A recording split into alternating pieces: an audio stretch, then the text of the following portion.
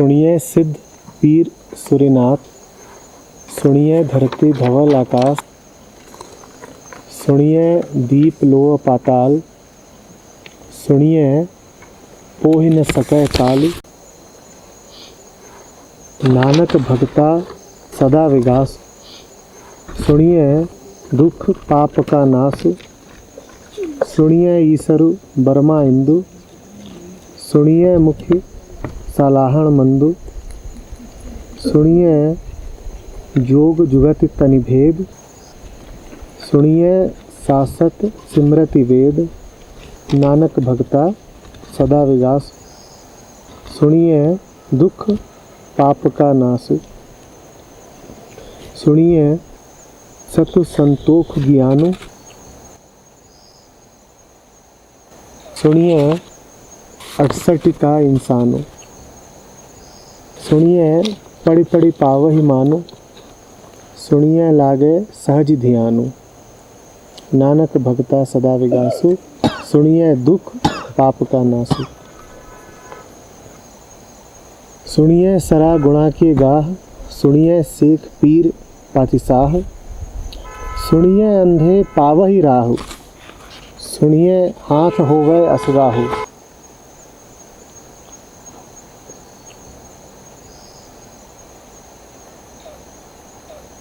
नानक भगता सदा विगास, सुनिए दुख पाप का नाश।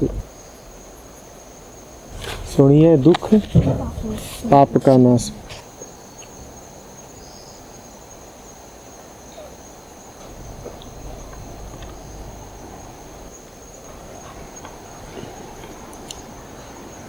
सुनना काफी है।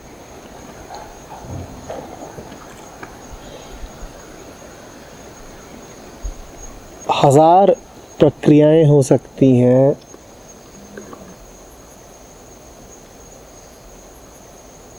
उस एक स्थिति को पाने की, जिसे कभी मन की शांति कहते हैं, कभी परम की प्राप्ति कहते हैं, कभी बोध कहते हैं, कभी प्रेम कहते हैं, कभी आनंद, कभी मुक्ति कहते हैं।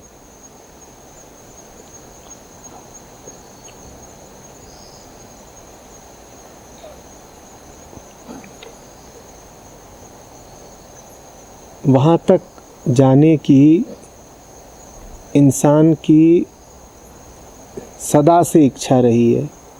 हमारी सारी बेचैनी ही उसी स्थिति को प्राप्त कर लेने की है।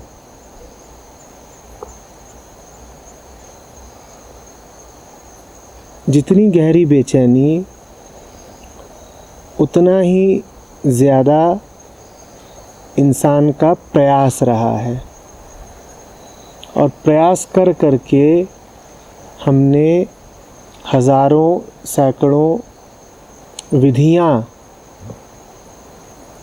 बनाई हैं उसी को पा लेने की, जिसको दोहरा रहा हूँ। कभी हमने आनंद कहा है, कभी मुक्ति कहा है, कभी प्रेम और कभी परम कहा है। बहुत आकर्षक, बहुत चुनौतीपूर्ण लक्ष्य लगा है वो हमेशा मन को।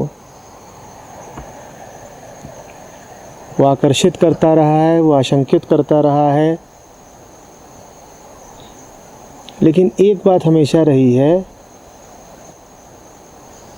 कि वो अपनी मौजूदगी का एहसास कराता रहा है।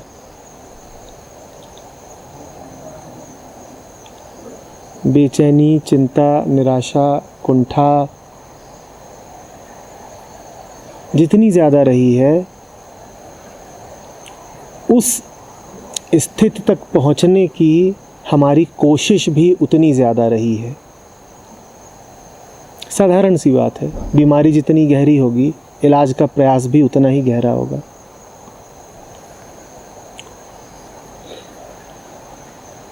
बीमारी गहराती जाती है, इलाज की कोशिशें बढ़ती जाती हैं।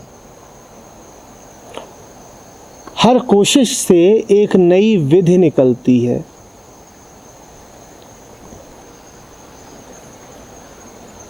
हर कोशिश से एक नई प्रक्रिया एक नया रास्ता निकलता है।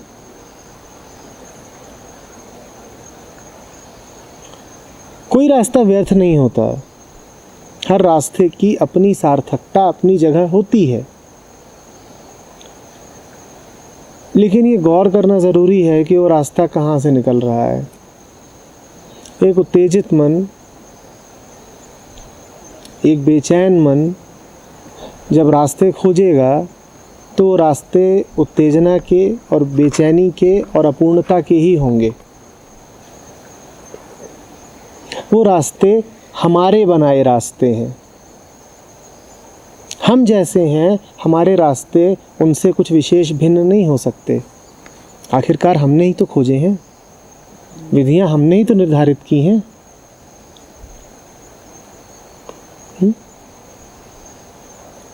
बहुत छोटी सी बात है कि सीमित मन से असीमित लक्ष्य तक जाने के रास्ते नहीं निकल सकते, कि हिंसात्मक मन से प्रेम को पाने के रास्ते नहीं निकल सकते, कि बेचैन मन से चैन तक जाने के रास्ते नहीं निकल सकते, कि अशांत मन से शून्य शांति तक जाने के रास्ते नहीं निकल सकते। कोशिश हमारी रहेगी, पर वो रास्ते हमें कहीं ले नहीं जा पाएंगे। भ्रम दे सकते हैं कि कहीं ले जा रहे हैं, कि हम कहीं पहुंच रहे हैं, पर बहुत दूर तक नहीं ले जा पाते।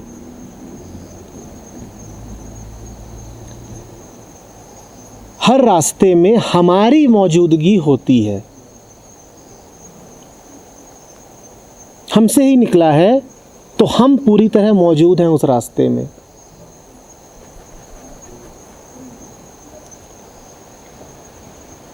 इन सब रास्तों से हटके एक रास्ता और होता है जिसमें हमारी मौजूदगी नहीं होती। वो रास्ता है श्रवण का रास्ता, सुनने का रास्ता। अगर आप वास्तव में सुन रहे हैं तो आप होकर नहीं सुन सकते।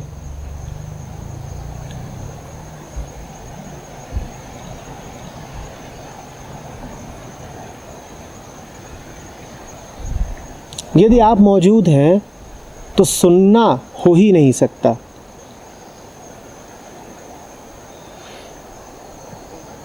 जो आखिरी घटना है सुनने में, वो पहले ही घट जाती है।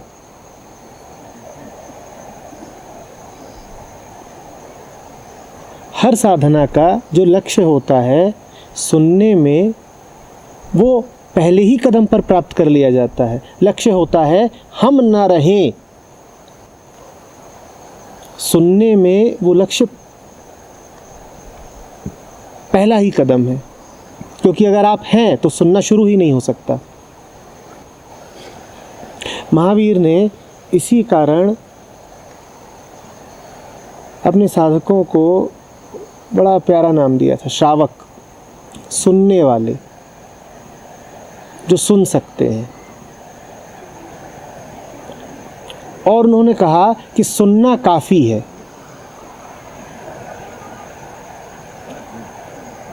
तुम्हें कुछ करने की ज़रूरत नहीं है, सुनना काफ़ी है। कोई और साधना चाहिए ही नहीं, बस सुनो और पूरे ध्यान से सुनो, हो जाएगा। बड़ी से बड़ी साधना का जो फल होता है, जो इष्ट होता है, वो मात्र सुनने से उपलब्ध हो जाएगा।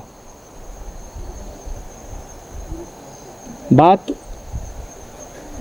इतनी सरल है कि अविश्वसनीय लगती है। क्या ये हो सकता है कि हम कुछ कर नहीं रहे, सिर्फ सुन रहे हैं,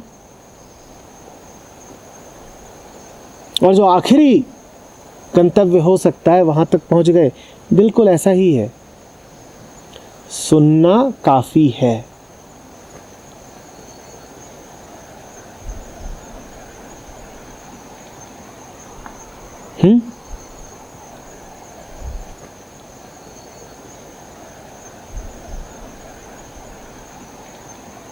जिस शांति की हमने बात की, जिस मौन की हमने बात करी, जिस लक्ष्य की बात करी कि जहाँ आनंद है,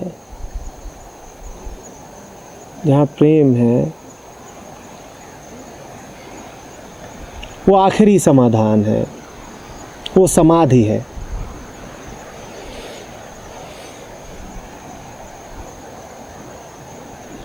और समाधि के भी जो 4 चरण हैं वो शुरू श्रवण से ही होते हैं। श्रवण, मनन, निधिध्यासन, समाधि। और ये चारों अलग अलग नहीं है, मैं कह रहा हूं।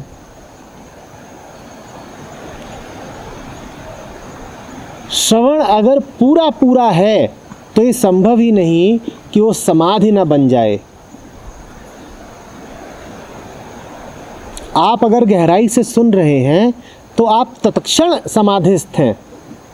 फिर समाधि भविष्य में घटने वाली घटना नहीं है, फिर समाधि है, अभी है।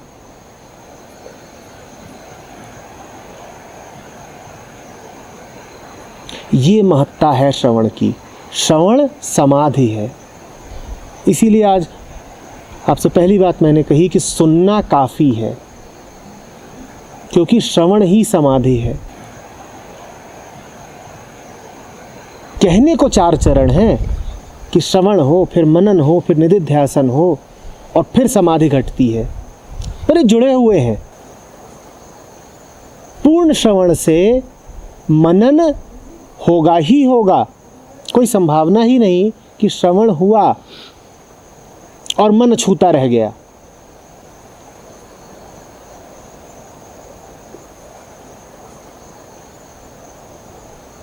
जब बात मन में पहुंचेगी तो वो मन की आखिरी गहराई तक जाए, ये होगा ही।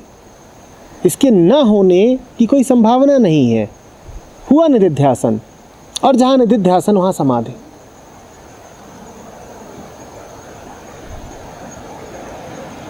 अब कहां अपूर्णता की गुंजाइश बचती है? यदि जीवन में समाधान नहीं है, यदि मन समाधिस्थ नहीं हो पा रहा है, यदि वो चौथी घटना नहीं घट रही है, चौथे चरण वाली, तो चौथे की फिक्र मत कीजिएगा। समझ लीजिएगा कि गलती पहले ही कदम पर हो रही है कि हम सुनना नहीं जानते। सुनना जानते होते तो आखिरी घटना घट जाती। आरंभ यदि उचित हुआ होता तो अंत तक पहुंच जाते, क्योंकि ये वो स्थान है जहां आरंभ ही अंत है।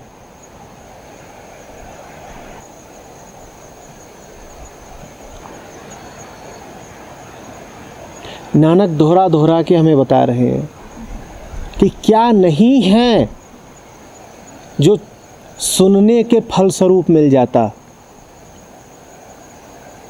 दुख का नाश, पाप का नाश।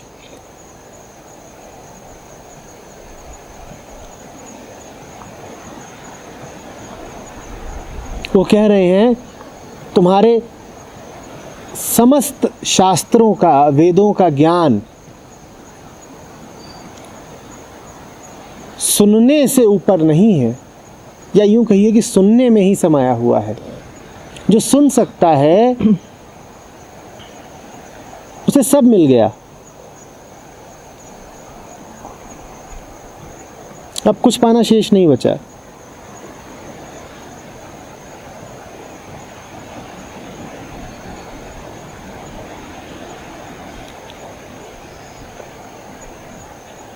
हम थोड़ा गौर करेंगे मन के संदर्भ में कि सुनना है क्या। क्या है सुनना? आमतौर पे हम जिसे सुनना कहते हैं वो एक भौतिक दैहिक घटना होती है कि कुछ तरंगें आईं, कान के पर्दे पर पड़ी और मस्तिष्क तक पहुंची। ये पूरी प्रक्रिया भौतिक है। इसको हम सुनने का नाम दे लेते हैं, फिजिकल।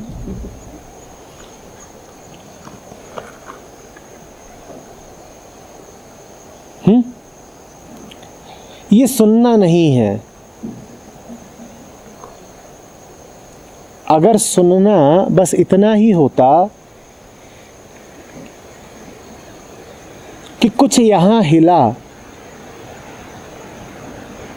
और उसकी वजह से कुछ इशारे, कुछ सिग्नल एक दूसरे जगह तक, एक दूसरे यंत्र तक पहुंचे, अगर सुनना मात्र इसका नाम होता तो फिर तो ये कैमरा भी सुन रहा होता, क्योंकि वही घटना इस कैमरे के साथ भी घट रही है। कुछ तरंगे हैं जो इसके रिसीवर पर पड़ रही हैं और फिर वहाँ से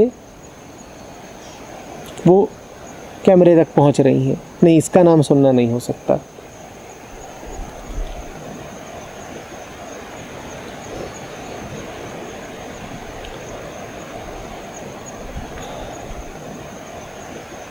सुनने में शब्दों की बड़ी सतही भूमिका होती है और हमने सुनने को मात्र शब्दों तक ही सीमित रखा है।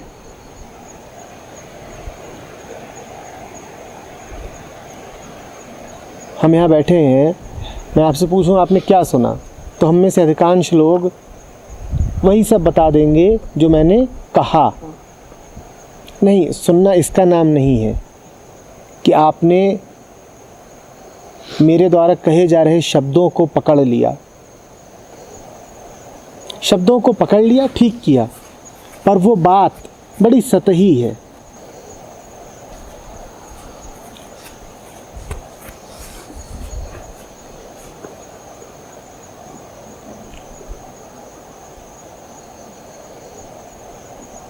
सुनने का अर्थ है जुड़ जाना।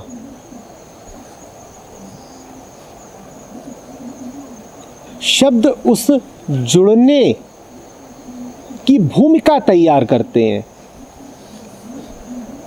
शब्द इसलिए होते हैं कि वो माहौल तैयार हो सके, वो पृष्ठभूमि जिसमें जुड़ना घट सके, जुड़ना संभव हो सके।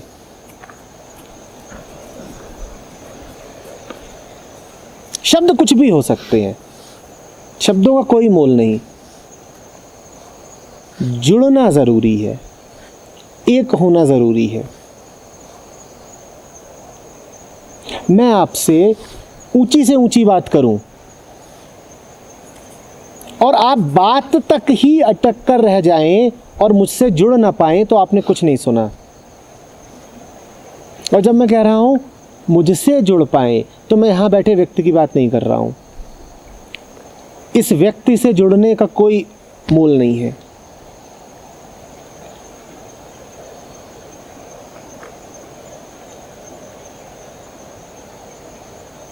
वो जुड़ना शब्दों के माध्यम से हो तो ठीक, बिना शब्द के हो जाए तो भी ठीक। और संतों ने और बुद्धों ने सदा से शब्द रहित जुड़ने को ही वरीयता दी है। कहानी सुनी ही होगी आपने कि एक व्यक्ति बुद्ध के पास आता है और कहता है कि अपने कुछ सवालों के जवाब चाहिए। चेहरे पर बेचैनी साफ झलक रही है। सवालों की ऐसा लगता है पूरी फहरिस्त है उसके पास। बुद्ध से कहते हैं जितने सवाल तुझे पूछने हैं पूछ लेना, आ थोड़ी देर मेरे सामने बैठ जा, फिर जितने सवाल पूछने हो पूछना। शांत होकर ध्यान से बैठ जा। वो बैठ जाता है बुद्ध के सामने। घड़ी 2 घड़ी चुपचाप मौन बैठा रहता है और बैठा ही रह जाता है।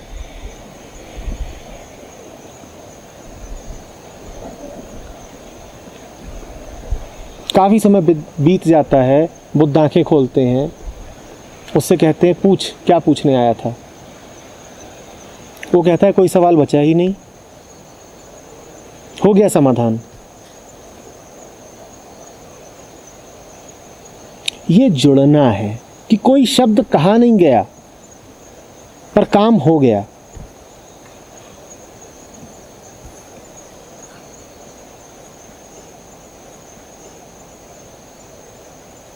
वो घटना वास्तविक सत्संग है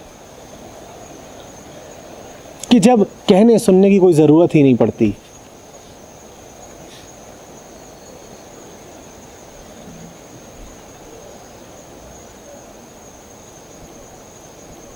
योग हो जाता है, जुड़ना हो जाता है।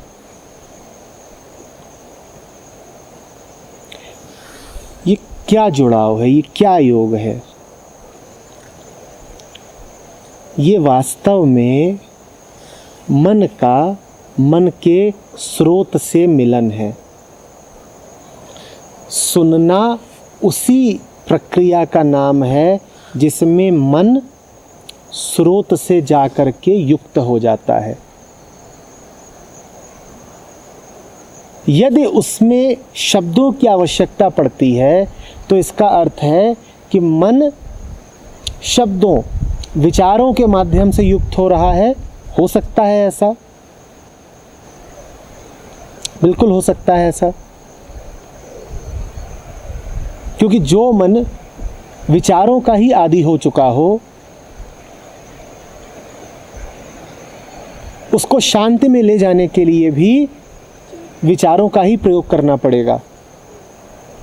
जो मन ऐसा हो चुका हो कि अब वो सिर्फ शब्द सुनता है, उसे निशब्द में ले जाने के लिए भी मुझे शब्द ही बोलने पड़ेंगे। सुनना क्या घटना है, समझ रहे हो? सुनना वो घटना है जो मन को आत्मा की तरफ ले जाती है। उसी को मैं जुड़ना कह रहा हूं, उसी को मैं योग कह रहा हूं। और यदि सुनने के नाम पर इतना ही हो रहा है कि मन और शब्दों को इकट्ठा कर रहा है, कि मैं आपसे कहता जा रहा हूं और आप मेरे शब्दों को इकट्ठा करते जा रहे हैं, तो मन आत्मा की तरफ नहीं बढ़ रहा। मन तो अपने ही स्थान पर घूम रहा है और इकट्ठा कर रहा है, निर्भर नहीं हो रहा। स्रोत से जुड़ने का अर्थ ही है मन का निर्भर होना। मन निर्भर नहीं हो रहा, मन और इकट्ठा कर रहा है। वास्तविक सुनने में आपके कान में शब्द कुछ ऐसे पड़ता है कि मन में पहले से चल रहे शब्द शांत हो जाएं। शब्द ऐसे नहीं पड़ते कि मन में पहले ही 50 वाक्य 50 विचार घूम रहे थे और सुन करके उसमें 5 और जुड़ गए। मन पर विचार शब्द कुछ ऐसे पड़ते हैं कि जो पहले से चल रहा था वो विलीन हो गया और जो नया आया था वो तो ठहरा ही नहीं, उसने अपना काम भर किया और लुप्त हो गया। क्या काम किया उसने? कि जो पहले से चल रहा था उसको घोल दिया, उसको विलीन कर दिया। तो अभी आपसे बात कर रहा हूं, यदि मेरे द्वारा कहे जा रहे शब्दों से आपके मन में जो हमेशा से शब्द घूम रहे हैं, हर विचार शब्द है, ठीक है ना? विचार के लिए भाषा चाहिए होती है, विचार शब्द ही हैं। जो शब्द पहले से ही मौजूद हैं और काट रहे हैं चक्कर और काट रहे हैं चक्कर, यदि वो हट सके तब तो मेरे द्वारा कहे जा रहे शब्द सार्थक हुए, अन्यथा निष्फल ही रह गए। बात समझ में आ रही है?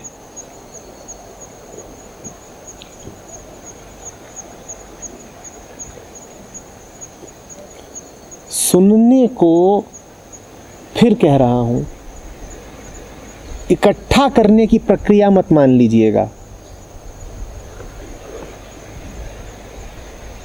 वास्तविक सुनना ये नहीं है कि आपने शब्दों को संग्रह कर लिया। वास्तविक सुनना ये है कि जो चल भी रहा था वो हट गया, मैं समग्र के साथ जुड़ गया।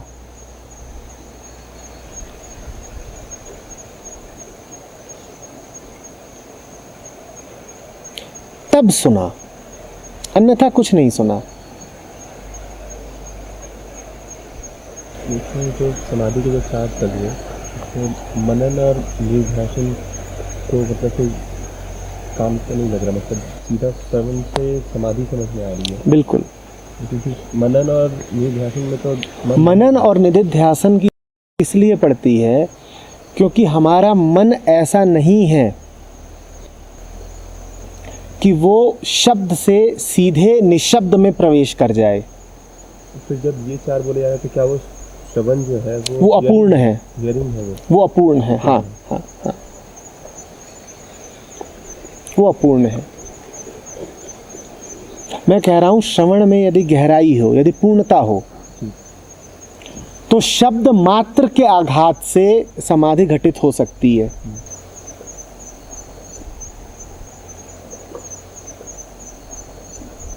देखिए, उपनिषद जब ब्रह्म की बात करते हैं तो कहते हैं कि शब्द ब्रह्म और पार ब्रह्म।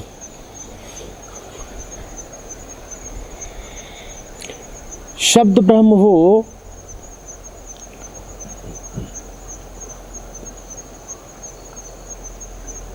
जो प्रवेश करता है शब्द के माध्यम से, और पार ब्रह्म वो जिसमें शब्द घुल जाता है और रह जाता है मात्र ब्रह्म। ये ताकत है शब्द की कि वो सीधे आपको ब्रह्म में स्थापित कर सकता है, सीधे।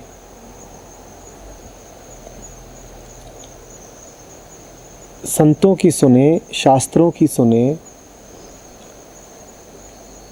तो जिसको हम शब्द कहते हैं उसको वो शब्द मानते ही नहीं।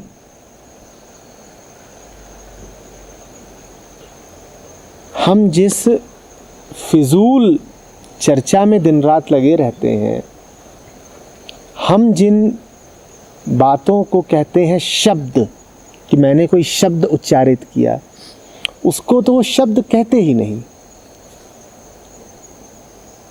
एक कबीर के लिए, और कबीर भी शब्द का बड़ा प्रयोग करते हैं, एक कबीर के लिए, एक नानक के लिए शब्द सिर्फ वो है जो आपको मौन में ले जाए, अन्यथा वो शब्द है ही नहीं।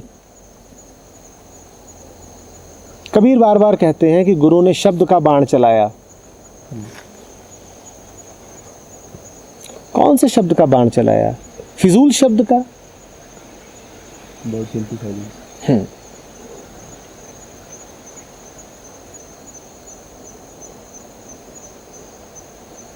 तो वहां पर शब्द में और मौन में अंतर ही नहीं है।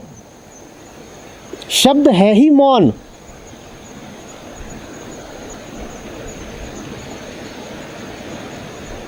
उपनिषद कहते हैं अस्तित्व से पहले मात्र शब्द था।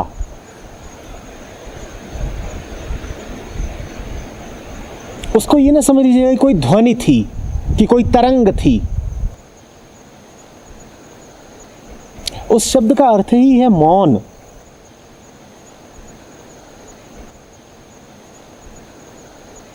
तो श्रवण का, सुनने का मतलब ही यही हुआ कि आप मौन में चले जाएं। मैं अभी क्या कह रहा हूं कोई अंतर ही नहीं पड़ता। महत्व तो बस इस बात का है कि आप मौन में पहुंचे कि नहीं पहुंचे। मैं आपसे किसी ऐसी भाषा में भी यदि बात करूं जो आप समझते नहीं, मैं कोई ऐसा संगीत आपको सुनाऊं जिसके बोल आप जानते नहीं, लेकिन यदि उससे आप मौन में स्थापित हो जाएं तो हो गया, और कुछ नहीं चाहिए, और कुछ नहीं चाहिए। यही शब्द की महत्ता है। मैं फिर से चेतावनी दे रहा हूं, शब्द का अर्थ ज्ञान नहीं है। आप शब्द सुन रहे हैं, उसका प्रयोजन ये मत समझिएगा कि मैं आपको कोई ज्ञान देना चाहता हूं। अगर आप यहां बैठकर इन शब्दों से मात्र ज्ञान का संचय कर रहे हैं तो आप कुछ नहीं पा रहे, आप भूल कर रहे हैं।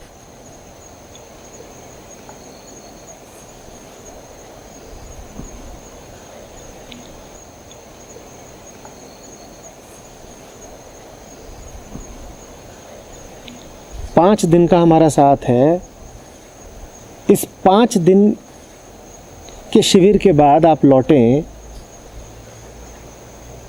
और आप इतना सा भी ज्ञान लेकर के न लौटें तो कोई हर्जा नहीं हो गया। कोई पूछे आपसे क्या सीखा और आप उत्तर ही ना दे पाए कि क्या सीखा, तो कोई नुकसान नहीं हो गया, क्योंकि यहां पर सिखाने जैसा कुछ नहीं है। फिर कह रहा हूं, कहा इसलिए नहीं जा रहा है कि वो आपकी स्मृति में चला जाए और आप फिर बता सकें कि मैंने ये सब सुना, ये सीखा, ये जाना। यदि कुछ कहा जा रहा है तो इस नाते कहा जा रहा है कि आप शांत हो जाएं, बस शांत हो जाएं।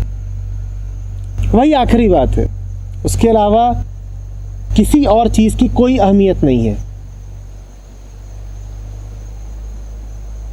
आपको कुछ याद ना रहे पर शांति का स्वाद आपको मिल जाए, मौन से आपका परिचय हो जाए तो काम हो गया। यही सुनना है। सुनना मात्र तब है जब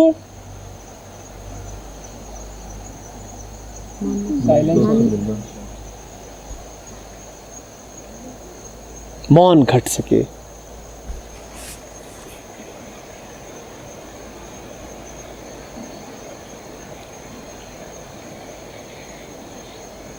साधारण भाषा में हम जिसको कहते हैं सुनना, वो कुछ नहीं है, वो सिर्फ एक यांत्रिक प्रक्रिया है।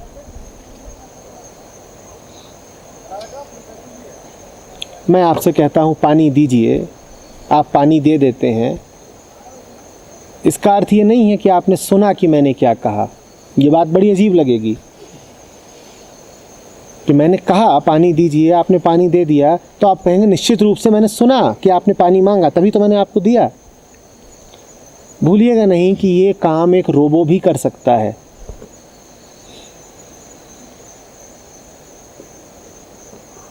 आपके हाथों में स्मार्टफोन है और उनमें ये तकनीक है कि आप उनसे बोलें ऐसा करो और वो कर दें। क्या वो सुन रहे हैं? आप जो चाहते थे वो हो गया। मैंने आपसे पानी मांगा, आपने पानी दे दिया। और यदि आप पानी नहीं दे सकते थे तो आपने बता दिया कि पानी उपलब्ध नहीं है। पर ठीक यही काम एक मशीन भी कर सकती है।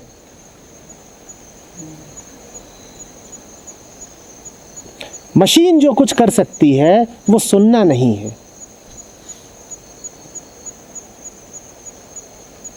सुनना एक जीवंत बात है, पूर्व निर्धारित प्रोग्रामिंग नहीं है।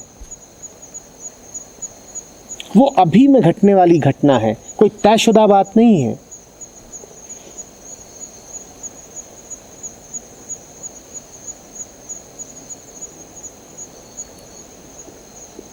तो हमारे जो साधारण संबंध होते हैं, जो रोजमर्रा की बातचीत होती है, उसका सुनने से दूर दूर का संबंध नहीं है। आप किसी से 5 साल 10 साल से बात कर रहे हो सकता है आपने उसको एक बार भी ना सुना हो, कभी भी ना सुना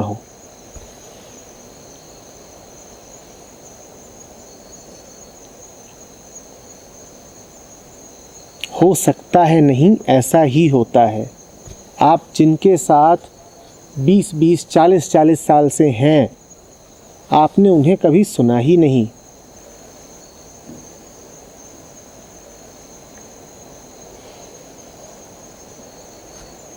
आप मुझसे पूछेंगे कैसे सुनूं उन्हें, मैं कहूँगा सुना जा ही नहीं सकता, क्योंकि व्यक्तियों को सुना नहीं जाता।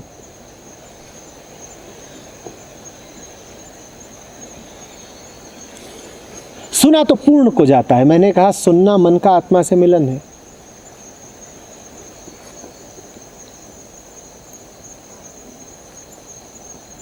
सुना तो पूर्ण को जाता है। जब तक आपको व्यक्ति दिखाई दे रहे हैं, आपने पहले ही तय कर दिया कि कुछ सुनूंगा नहीं, क्योंकि व्यक्ति का अर्थ है कि परिभाषाएं तय हो चुकी हैं, सीमाएं खींची जा चुकी हैं, धारणाएं स्थापित की जा चुकी हैं। मन ने पक्का कर लिया है कि ऐसा ऐसा है, और इस पक्का करने की प्रक्रिया में मन ने अपने आप को पक्का कर लिया है। यदि मैं आपसे बात कर रहा हूं और आप मेरे रिश्तेदार हैं, तो मेरे मन ने 2-3 बातें पक्की कर ली। पहला, रिश्तों की कीमत है। दूसरा, आप एक देह हैं।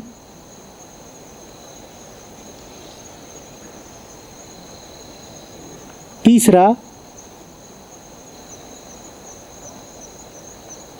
आपसे मुझे अतीत को ध्यान में रखते हुए बात करनी है, और भविष्य को भी।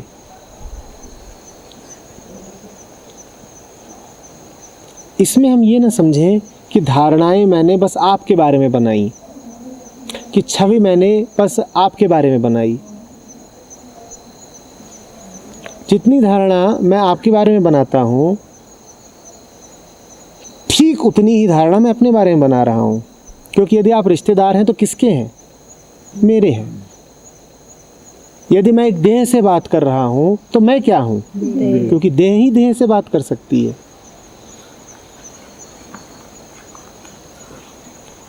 किसने ये सब कर लिया? मन ने कर लिया। मन ने ये एक दुनिया बैठा ली और उस दुनिया में अपना पक्का विश्वास बैठा लिया। मन स्वयं पक्का हो गया। मन स्वयं ही पक्का हो गया। मन ने जैसे ही, ध्यान दीजिएगा, निर्धारित किया कि मैं फलाने व्यक्ति से बात कर रहा हूं, मन ने अपने आप को पुष्ट कर लिया। अहंकार सघन हो गया। और सुनना क्या है? अहंकार का विलीन होना। तो हमारी रोजमर्रा की बातचीत में सुनने के ठीक विपरीत घटना घटती है। सुनने का अर्थ है मन का शांत होना, मन का हल्का होना, मन की परतों का हटना। लेकिन हम जो रोजमर्रा की बातचीत करते हैं उसमें मन की परतें हट नहीं रही हैं और चढ़ रही हैं, और उन परतों में मन का विश्वास और गहरा होता जा रहा है, अहंकार और बढ़ता जा रहा है। जब पति पत्नी से बात करता है पति बन के, तो उसका जो पतित्व है और पत्नी का जो पत्नीत्व है, क्या और बढ़ नहीं जाता? और उनके हर वार्तालाप के बाद वो और बढ़ता जाता है कि नहीं? क्योंकि आप पति होकर के ही तो बात करते हो और वो पत्नी होकर के ही तो सुनती है। अब सुनना कैसे हो सकता है? कहाँ संभव है कि पति पत्नी को सुन पाए? कोई पति पत्नी को कभी सुन ही नहीं सकता। तो कोई भी नहीं सुन सकता। बिल्कुल, व्यक्ति को कभी नहीं सुन सकता। पर याद रखना, व्यक्ति के लिए दूसरा कभी व्यक्ति होता नहीं है, हमेशा एक संबंध होता है। जब तुम दूसरे को बिल्कुल नहीं जानते तब भी एक संबंध तो बना ही लेते हो। क्या? कि अनजाना है, अपरिचित है। कुछ भी ऐसा नहीं है जिससे तुम्हारा मन संबंधित ही ना हो जाए। हम रिश्तों में ही जीते हैं, ठीक है? तो सुनना कभी होगा ही नहीं। बातचीत होगी और वो ऐसी बातचीत होगी कि वो सुनने को बस रोकेगी, बाधित करेगी, स्वयं एक दीवार बन जाएगी। इससे भला तो ये था कि दोनों नहीं बोलते, दोनों ही चुप रहे आते। कम से कम बीमारी और तो न गहराती।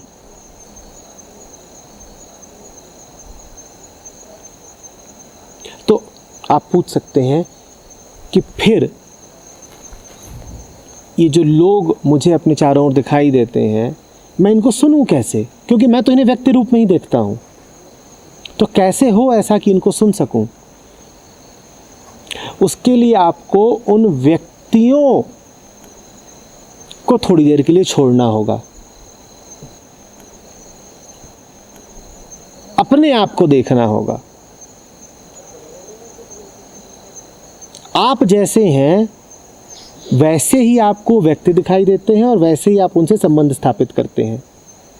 तो ये सवाल मत पूछिए कि मैं उन व्यक्तियों को कैसे सुनूं, वास्तव में कैसे सुनूं। मैं एक पति हूं और मैं सुनना चाहता हूं पत्नी को, कैसे सुनूं? हटाइए ये सवाल, हटाइए। मूल प्रश्न ये होना चाहिए कि मैं ये धारणा कैसे हटाऊं अपने मन से कि मैं पति हूं। जब तक आप पति हैं वो पत्नी है और पत्नी को सुना नहीं जा सकता।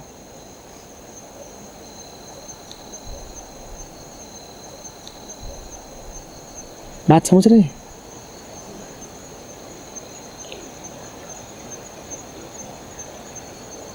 जैसे जैसे आप अंतर्गमन करते जाएंगे वैसे वैसे आपके लिए संभव होता जाएगा पूर्ण के साथ जुड़ना। जैसे जैसे आप अपनी पहचानों से, अपनी धारणाओं से मुक्त होते जाएंगे, वैसे वैसे आप पाएंगे कि ऐसा कुछ पता चल रहा है जो पहले कभी पता ही नहीं चलता था। वही पत्नी बोल रही है और उन्हीं शब्दों को बोल रही है जिनको वो हमेशा से बोला करती थी, पर आज कुछ नया ही सुन लिया मैंने। नहीं, पत्नी नई नहीं हो गई, मैं कह रहा हूं वो वही शब्द बोल रही है जिन्हें वो सदा से बोला करती थी, पर आज सुनना संभव हो पाया है। और सुनना कहाँ संभव हो पाया है? आपके मन में। और कुछ नया दिखाई देगा, नया सुनाई देगा।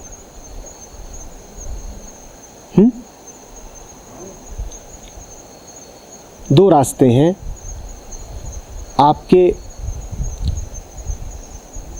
जो साधारण रिश्ते नाते हैं वहाँ यदि आप सुनना चाहते हैं तो आपको शुरुआत करनी पड़ेगी अपनी शुद्धि से।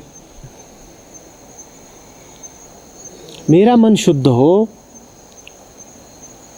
तो मैं दूसरे को सुन सकूं ना। तो ये संभव हो ना कि संबंधों की दीवारें गिरें। ध्यान दीजिएगा, मैंने कहा संबंधों की दीवारें, क्योंकि हमारे संबंध डोर की तरह नहीं होते कि जोड़ें। आमतौर पर जब आप कहते हैं कि मैं किसी से संबंधित हूं तो मन में छवि कुछ ऐसी रहती है कि आप उससे जुड़े हुए हैं। नहीं, संबंध हमारे डोर की तरह नहीं होते, संबंध हमारे दीवार की तरह होते हैं। संबंधित होने का अर्थ ही यही होता है कि बीच में एक दीवार खड़ी है। तो इसलिए मैं कह रहा हूं कि संबंधों की दीवारें गिरें। एक बेटा अपनी मां को कभी नहीं सुन सकता क्योंकि बीच में दीवार है, और उस दीवार का क्या नाम है? इस तरफ से देखो तो उस दीवार का नाम है बेटा, और उस तरफ से देखो तो उस दीवार का नाम है मां। जिस क्षण वो दीवार गिरती है उस क्षण योग हो जाता है। पर याद रखिएगा, वो योग बेटे का मां से नहीं होता, क्योंकि बेटा और मां तो उसी दीवार के नाम है। वो दीवार गिरी नहीं कि बेटा बेटा नहीं रहा और मां मां नहीं रही।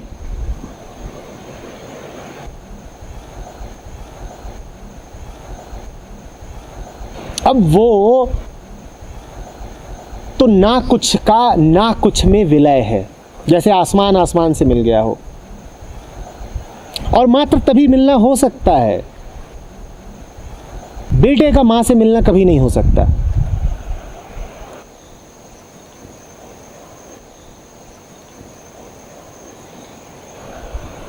सिर्फ एक खाली स्थान दूसरे खाली स्थान में जाकर के विलीन हो सकता है। तो यदि साधारण रिश्ते नातों में सुनना चाहते हो तो शुरुआत अंतर्गमन से करें। बेटे कोशिश करें कि कम बेटे बने। पति देखें कि पति के अलावा भी वो कुछ हैं, वास्तविक रूप में कुछ है। जो पति अपने आप को पति से बहुत आगे कुछ जान लेगा वो वास्तव में सुन पाएगा, पर जिसे सुनेगा वो पत्नी नहीं होगी। बात मजेदार है, जब तक पत्नी है तब तक सुनेगा नहीं। ये तो तब है जब आप पर अनुकंपा हो और आप में स्वेच्छा जगे कि मैं सुनना चाहता हूं। पत्नी के शब्द ऐसे नहीं होंगे कि वो आपको मौन में प्रवेश करा दें। ये आपकी स्वेच्छा है कि मैं सुनना चाहता हूं। और दूसरा सुनना है गुरु को सुनना। वहां पर आपकी इच्छा का बड़ा महत्व नहीं है। गुरु है ही वही जिसके शब्द हों ऐसे जो आपको मौन में धकेल दें, आहिस्ता से, आपको पता भी न चले कि कब धीरे से आपको किसी ने ढकेल दिया। जैसे किसी ने लोरी सुनाई हो और बच्चा सो गया हो, बच्चे को पता भी नहीं चलता माँ ने कब सुला दिया।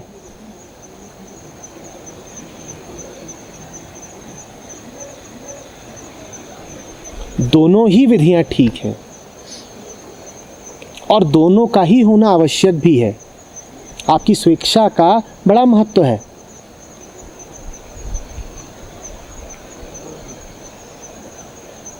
और सोने पे सुहागा हो जाए, यदि कोई ऐसा मिल जाए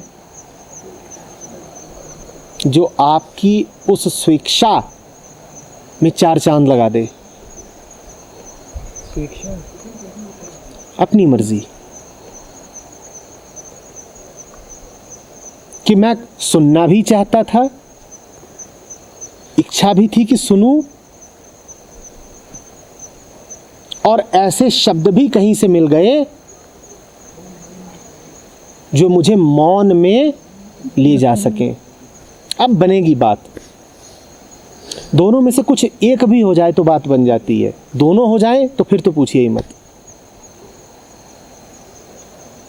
पहले वाले में कैसे, मतलब वो जो रिलेशनशिप है तो टू साइडेड दीवार होगी। जब मान लीजिए बेटा नहीं है, माँ तो अभी है, नहीं हो नहीं सकता। पति ना हो तो किसकी पत्नी? माँ अपने आप को माँ ही मान रही है, तब किसकी माँ मानेगी? माँ इसीलिए अपने आप को माँ मानती रहती है क्योंकि आप बेटा होने का अभिनय करते रहते हो। जिस क्षण आपने बेटा होने का पात्र बनना बंद किया, माँ के लिए बड़ा मुश्किल है अपने आप को लगातार माँ मानते रहना। दोनों देखो, ये आप घर जाएं और आपकी पत्नी दरवाजा खोले और पूछे तुम कौन, तो कब तक बोलोगे उससे कि मैं तेरा पति? अब वो पत्नी ही नहीं रही तो तुम पति किसके हो? बात समझ में आ रही है? इसको शब्द मौन में कैसे ले जाएंगे? गुरु का समझ में आ रहा है, लेकिन फिर माँ के शब्द है जैसे, या फिर वहां पर माँ के शब्दों की नहीं, मैंने कहा वहां पर अंतर्गमन की आवश्यकता है। शब्दों से लेना देना फिर वहाँ नहीं होगा। सुनना हो पाएगा वहां, पर वहां शब्द से कुछ नहीं। वहां सुनना तब हो पाएगा जब पहले आप उसको पाओगे जो बेटा नहीं है, कि बेटे और पति से बहुत आगे भी आप कुछ हो। जब आप अपना वो रूप, अपनी वो पहचान, अपना वो सत्य खोज लोगे तो आप पाओगे कि माँ को ही नहीं, फिर आप सुन पा रहे हो, सबको सुन पा रहे हो। क्योंकि जो नहीं सुनता वो किसी को नहीं सुनता।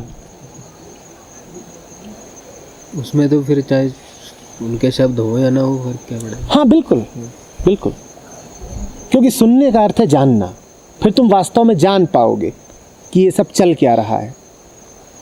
कभी कभी तो ऐसा क्षण भी आता है जब वो माँ बेटे जब बात कर रहे हैं, माँ बेटे बन के नहीं बात कर रहे, कुछ ऐसी बात हो जाती है, हाँ दोनों को समझ आ जाए। हाँ पर फिर वो जब चला जाता है वो क्षण, फिर आप फिर से जब माँ बेटे बन जाते हो तो वो समझ रह जाती है। नहीं, देखो जो वास्तविक है वो कभी पूरी तरह जा नहीं सकता। आप अभिनय कर सकते हो कि वो घटना कभी घटी ही नहीं थी, कि स्वाद कभी मिला ही नहीं था, लेकिन वो रहेगा, वो रहेगा।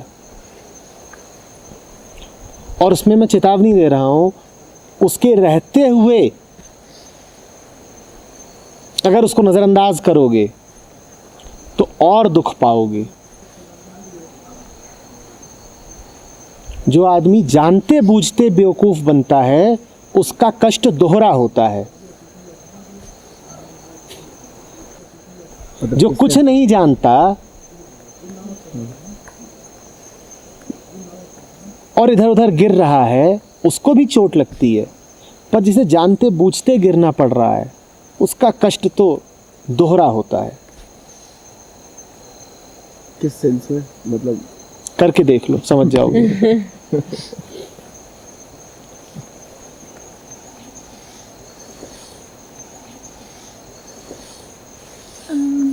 मौन की अवस्था में प्रश्नों के लिए कोई जगह होती है? ना, बिल्कुल नहीं, बिल्कुल भी नहीं। क्या मौन में प्रश्न उठते हैं? नहीं। जैसे अगर आप कुछ बोल रहे हैं और सब प्रश्न साधन हो सकते हैं मौन में जाने के। प्रश्न शब्द है, प्रश्न साधन हो सकते हैं। तो फिर तो संशय का भी कोई स्थान नहीं। हाँ, फिर संशय का भी कोई स्थान नहीं। संशय का, संशय साधन है। प्रश्न, हर प्रश्न एक संशय है, वो साधन है। उसको यदि तुम होशियारी के साथ, समझ के साथ प्रयोग करो तो वो ले जाएगा तुमको मौन में। पर मौन का अर्थ ही है समस्त प्रश्नों का न हो जाना। ये नहीं कि प्रश्नों के उत्तर मिल गए, प्रश्न रहे ही नहीं। जिस बेचैनी से प्रश्न उठते थे वो बेचैनी ही नहीं रही, तो अब प्रश्न क्या पूछें? सर आपने इसे बोला था कि जो सुनना होता है वो एक बेचैन मन नहीं सुन सकता, मन को भी होना होगा। ऐसा नहीं कि पहले अगर बेचैन अगर शांत हो ही गया तो सवाल तो आएंगे ही नहीं फिर। हाँ बिल्कुल।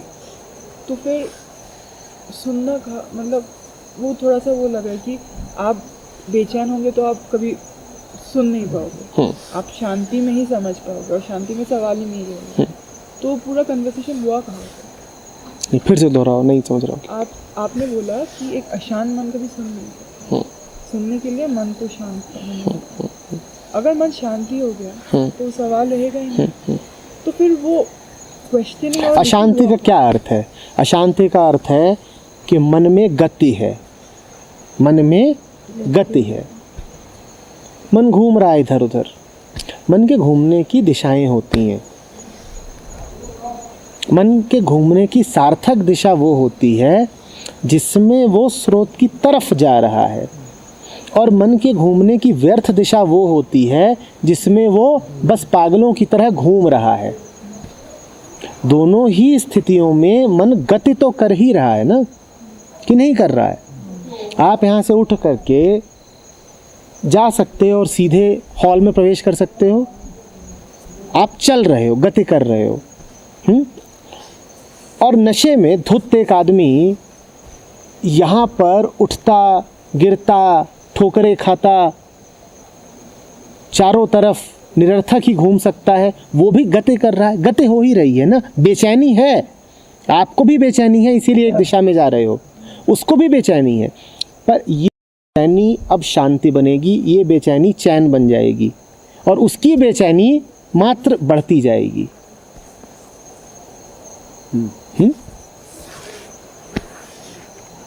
शब्द वही सही जो इस बेचैनी को उधर ले जाए।